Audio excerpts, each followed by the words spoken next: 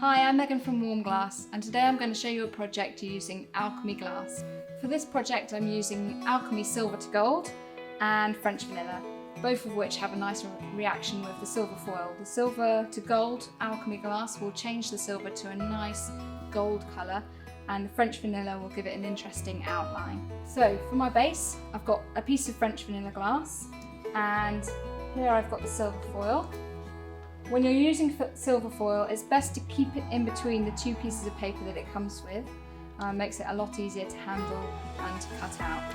I'm using one of these craft punches to cut star shapes, which I can then stick to the French vanilla base.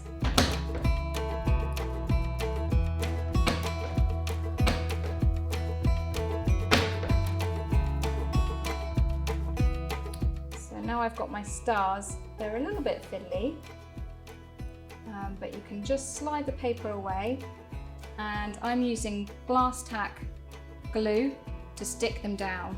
This glue is nice and runny, which means if I put a dot of glue on and then slide the silver on top of that, it's quite liquidy, so I can move the star to the position that I want it without it tearing. So repeat that for the next few stars until you're happy with your design.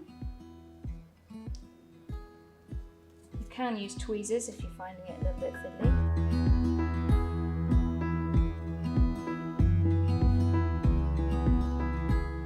When you're happy with your design, use the alchemy glass to cap the piece, and it's ready for the kiln. When you're firing this, I recommend holding for an hour at 663 degrees centigrade. This will help the colour develop.